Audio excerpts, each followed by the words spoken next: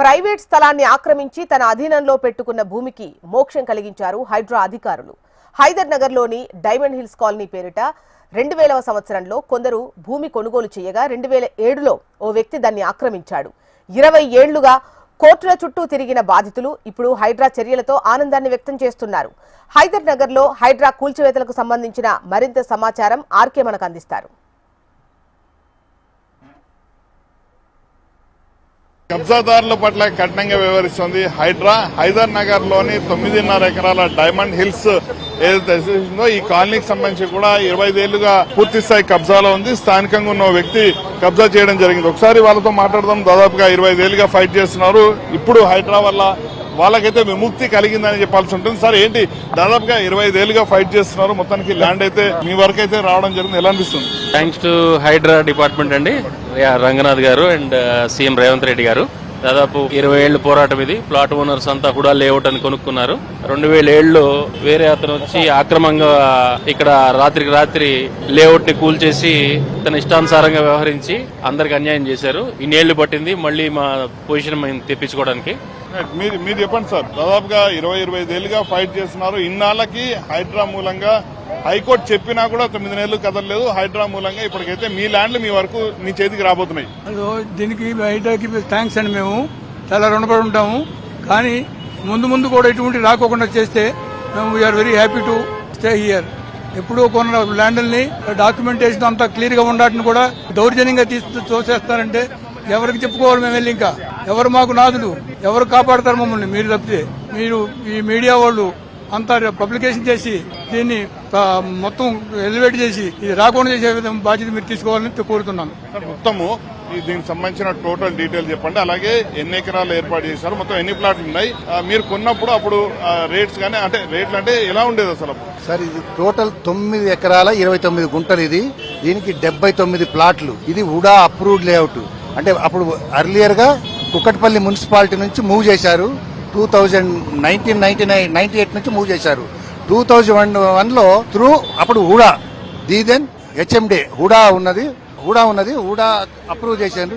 Highest authority town planning authority and senior IAS officer approve చేసిందని చెప్పి అందులో layout కూడా including drains, water supply, black topping roads అన్ని చేసినటువంటి దాంట్లో స్విమ్మింగ్ పూల్ కూడా ఉండేది. దీనివల్ల అది ఎంత బాగుంది అనేటువంటి దృక్పథంతో మేమంతా చిన్న ఎంప్లాయీస్, చిన్న ఉద్యోగులు, బిజినెస్ వాళ్ళు కలిసి తీసుకున్నాము.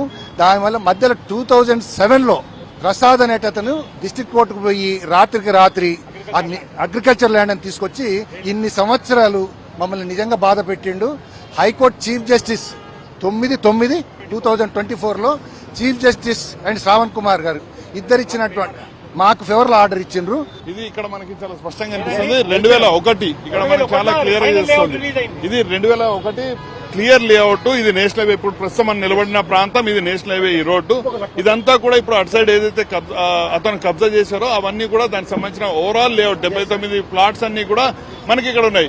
అథారిటీగా గవర్నమెంట్ కి సంబంధించిన మొత్తం కూడా దాని ఇక్కడ మొత్తం టౌన్ ప్లానింగ్ ఆఫీసర్ మొత్తం క్లియర్ గా అన్ని డీటెయిల్స్ తో చేసిన తర్వాత కూడా వైస్ చైర్మన్ కావచ్చు, డేట్ చాలా క్లియర్ గా ఉంది. ఇక్కడ మనకి 2001 29వ నెల అనేది మెన్షన్ చేస్తున్నారు. అమ్మా చెప్పండి, దాదాపుగా ఇన్నేళ్లు పోరాటం మీ ప్లాట్ మీకు వస్తుంది. ఎందుకంటే రోడ్డు పక్క బిట్ కావడంతో ధరలు కూడా ఎక్కువ ఉండడంతో కబ్జా చేయడం జరిగింది. మొత్తం ఓవరాల్ ఫైట్ చేసినప్పుడు ఎలాంటి ఇబ్బందులు ఎదుర్కొన్నారు? చాలా ఇబ్బందులండి. 20 సంవత్సరాలు మేము ఎంత పోరాడామో మాకే తెలుస్తుంది. అందరూ ఏదో వీళ్ళు పిచ్చోళ్ళని అనుకుంటూ ఉన్నారు. బట్ రంగనాథన్ గారికి అప్రోచ్ అయినా వెంటనే మమ్మల్ని ఇంత హైడ్రా అనే టీంకి మేము చాలా చేతులెత్తి దండం పెట్టాలండి. థ్యాంక్స్ టు రేవంత్ రెడ్డి గారు కూడా ఇట్లాంటి టీంని ఇనిషియేషన్ తీసుకుని ఇలాంటి టీంని పెడతాం అనేది చాలా మాకు మధ్య తరగతి వాళ్ళకి ఒక ధైర్యం క్రియేట్ చేశారు. Thank you. ఒకసారి అప్పుడు మీరు కొన్నప్పుడు ధరలు అనేది అంతగా లేవు. ఇప్పుడు నేషనల్ హైవే అయ్యేసరికి ఇంకా ధరలు ఎక్కువ అయ్యేసరికి దాని మీద చెప్పండి సార్. మేము 2000 సంవత్సరంలో కూడా అప్రూవ్ లేఅవుట్ కాబట్టి అప్పటికి మా స్థాయికి మాకు ఎక్కువే అండి. ఆ ధరకేం తక్కువేం లేదు. అయినా మేము వ్యయ ప్రయాసాలు కోర్చి కొనుక్కున్నామండి. అది హుడా అప్రూవ్డ్ లేఅవుట్ అని. అది రిజిస్టర్డ్ అసైన్మెంట్ డీడ్ తోటి మేము పార్టీ కాకుండా మా మీద కేసు వేసి మేము పార్టీ కాకుండా వచ్చి మమ్మల్ని ఆక్యుపై చేశాడండి. 2007 నుంచి కేసులు పోరాడుతూ వచ్చాము. ఎన్నో రకరకాల కోర్టుల్లో ఫుల్ బెంచ్కి వెళ్ళాడు, మళ్ళీ తర్వాత డివిజన్ బెంచ్కి వచ్చాడు. మాకు ఈ సెప్టెంబర్ 9, 2024లో మాకు తీర్పు వచ్చిందండి. అయినా కూడా ఇక్కడి నుంచి లెగవట్లేదండి.